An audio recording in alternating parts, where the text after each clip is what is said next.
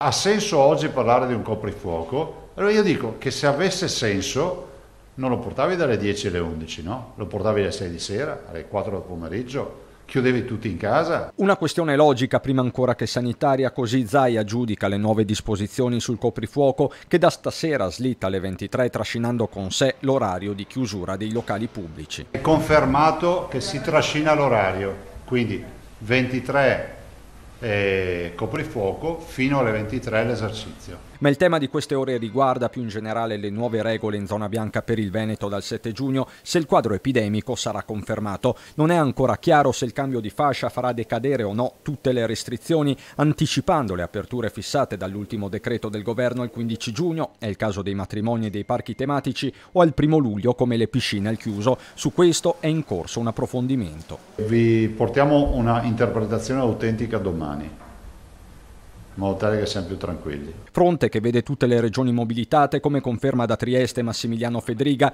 coordinatore di governatori italiani, che non esclude si possa procedere con ordinanze ad hoc dei singoli territori per colmare eventuali vuoti. Su alcuni passaggi possiamo ancora lavorare, vediamo come vanno le cose, dopodiché è chiaro che per esempio sui matrimoni utilizzeremo comunque le linee guida nazionali anche se dovessero riaprire un po' prima rispetto al 15 giugno. Condizione essenziale per riaprire resta quella di mantenere il contagio basso e procedere con le vaccinazioni. Su questo fronte Zaia lancia un messaggio chiaro ai quarantenni. Faccio un appello a tutti coloro che hanno più di 40 anni, dai 40 anni in su, di dire attenzione ragazzi, avete 70.000 posti a disposizione.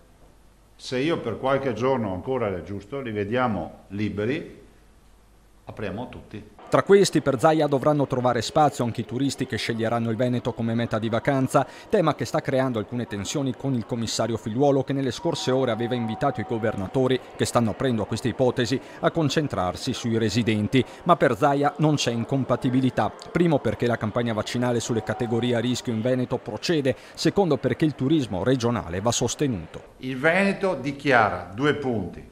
Se ci mettono le condizioni normative di poter fare, che non salta fuori qualcuno che dice che commettiamo un reato, noi ci adopereremo per farli.